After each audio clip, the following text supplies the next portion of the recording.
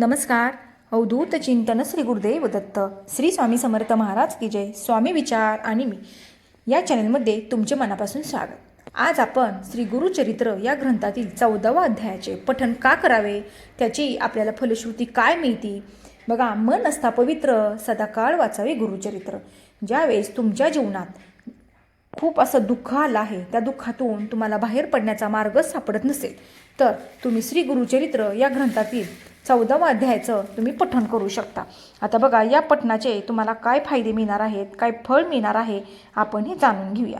बघा, गुरुचरित्रातील 51 अध्यायामध्ये 14व्या अध्यायात विशेष महत्त्व का आहे, तर बघा, 14वा अध्याय वाचल्याने आपली कोणत्या संकटातून सुटका होते आणि त्याची आपल्याला काय फलप्राप्ती होते हे आपण जाणून घेऊया. श्री गुरूंनी ही कथा श्रवण आणि पठण करणाऱ्यांना सर्व कार्य पूर्ण करण्याचे वचन दिले आहे. आपण त्यांच्या भक्तिमय अवस्थेत श्री गुरूंना पूर्ण शरण जाऊन श्री गुरुचरित्राचे श्रवण अथवा पठण केले तर आपली नक्कीच इच्छा पूर्ण होणार आहे, आत्मज्ञानाची प्राप्ती होणार आहे आणि श्री गुरूंचे आपल्याला आशीर्वाद देखील प्राप्त होणार आहेत. आता येणाऱ्या अडथळ्यांवर मात करून आणि व्यवसाय, शिक्षण, वैयक्तिक संबंधासह जीवनाच्या सर्व क्षेत्रामध्ये आपण यश मिळवू शकतो. त्यामुळे हा 14वा अध्याय खूप महत्त्वाचा आहे. बघा, याच्या नित्यनियमन पठणाने आपल्याला काय फायदे होतात हे आपण जाणून घेऊया. आपण जीवन जगत असताना आणि जीवनातील ध्येय गाठत असताना आपल्याला बऱ्याच संकटांना तोंड द्यावं लागतात. तर आपल्याला आयुष्यात अशी काही संकटे येतात की आपण ती कोणाला सांगू शकत नाही किंवा आपण कुणापुढे ती व्यक्तसुद्धा करू शकत नाहीत. आणि बघा, असं काही वेळेला काय होतं, यातून बाहेर पडताना आपल्याला खूप संकट येत राहतात.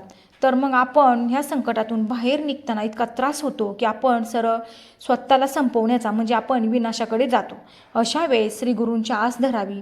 ज्याप्रमाणे सायनदेव गुरु स्मरणाने मृत्यूच्या संकटातून बाहेर आले, त्याच रीतीने आपणही आपल्या जीवनातील दुःखातून आपण बाहेर येऊ शकतो आणि आपल्याला मार्ग मिळू शकतो. त्यामुळे आपण श्री गुरूंना शरण जावे आणि दररोज 14व्या अध्यायाचं पठण करावं. आता बघा, हा अध्याय जर तुम्ही नित्यनेमाने पठण केला तर तुम्हाला ह्याची फलप्राप्ती काय होणार आहे, श्री गुरूंची आपल्यावर कशी कृपा होणार आहे हे आपण जाणून घेऊया. ज्या लोकांना शत्रूचे भय असते, बघा, आता बिनाकामाचे शत्रू आपले तयार होत राहतात. मग अशा लोकांना जर शत्रूचे भय असेल तर त्यांनी श्री गुरुचरित्राचा 14वा अध्याय नित्य पठण करावा. असे केल्याने काय होते बघा, शत्रुभय कसलेच उरत नाही. आपल्या शत्रूपासून आपल्याला धोका असेल तर गुरुकृपेने आपले शत्रू आपल्याला हानी पोहोचू शकत नाहीत. जरी त्यांची इच्छा असली तरीसुद्धा ते आपले काहीच वाकडे करू शकत नाहीत.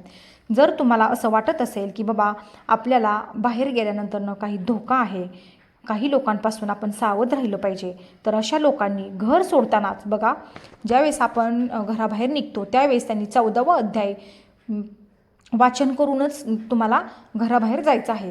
दत्तगुरूंना स्मरण करून त्यांना पूर्ण शरण जाऊन हा अध्याय वाचायचा आहे आणि नंतरच तुम्हाला घराबाहेर जायचं आहे. जर तुम्ही नित्यनेमाने असे केले तर ते शत्रू तुमचे काहीही वाकडे करू शकणार नाहीत. त्यामुळे हा अध्याय वाचूनच तुम्हाला घराबाहेर जायचे आहे. त्याचबरोबर नकारात्मक विचारापासून जर तुम्हाला मुक्तता पाहिजे असेल, तुमच्या जीवनात काही अडथळे असतील, तर तुम्हाला हा 14वा अध्याय तुम्हाला वाचायचा आहे. बऱ्याच लोकांची अशी स्थिती असते बघा, सतत ते निगेटिव्ह विचार करत राहतात, त्यांना पॉझिटिव्ह असं काही दिसत नाही, सतत नकारात्मक बोलणं, नकारात्मक विचार करणं. तर जर तुमच्या बाबतीत जर असं घडत असेल तर तुम्ही 14वा अध्याय नक्की वाचा. बघा, आता जर असा विचार जर तुम्ही करत असाल तर अशा विचाराने अनेक लोकांना खूप टोकाचा निर्णय घेतलेला असतो, शेवटच्या टोकापर्यंत ते गेलेले असतात.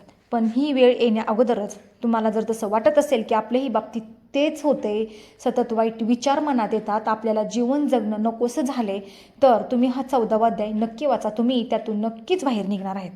आता बघा, काही वेळेला काय होतं, आपलं प्रेम, नातेसंबंध, यश जर आपल्या नातेसंबंधात कटुता असेल किंवा प्रेम प्रकरणात तुम्हाला कसलंच यश मिळत नसेल तर नक्कीच गुरुचरित्रातील 14वा अध्याय नित्यनेमाने पठण करा. बघा, आपले नातेसंबंध सुधारतात, त्यात मधुरता येते आणि आपल्याला सौख्याची आणि आनंदाची प्राप्ती होते.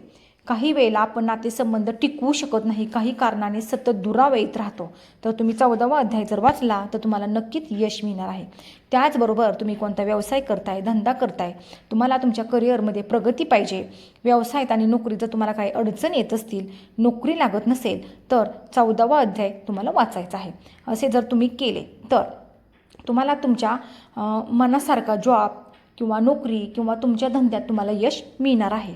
त्याचबरोबर तुमचे बऱ्याच दिवसापासून काही कोर्टांची कायदेशीर कामे चालू आहेत, कोर्ट कचेरीची कामे चालू आहेत आणि त्यात तुम्हाला खूप दिवस झाले तरी तुम्हाला यश मिळणार नाही. खूप जुनी केस तुमची चालू आहे आणि त्यात तुम्हाला यश पाहिजे असेल, तुमची बाजू जर प्रामाणिक असेल आणि जर तुमची इच्छा असेल की बाबा ह्यात आपल्याला यश मिळावं, तर तुम्ही 14वा अध्याय वाचा. बघा, तुम्ही जर हा अध्याय वाचला, श्री गुरूंना तुम्ही शरण गेला, तर तुम्हाला यश नक्कीच मिळणार आहे. तर ही होती मी थोडक्यात सांगितलेली माहिती. सर्वांनी 14वा अध्याय वाचावा आणि त्याची फलश्रुती काय आहे हे बघा, सर्वांनाच मिळणार आहे. जर तुमच्या यातील काही अडचणी असतील तर तुम्ही 14वा अध्याय वाचावा, त्यात तुम्हाला यश नक्कीच मिळणार आहे. तर केलेली सेवा श्री स्वामी चरणार्पण मस्त. व्हिडिओ आवडल्यास लाईक, शेअर आणि सबस्क्राईब करा. तोपर्यंत तुम्हा सर्वांना श्री स्वामी समर्थ.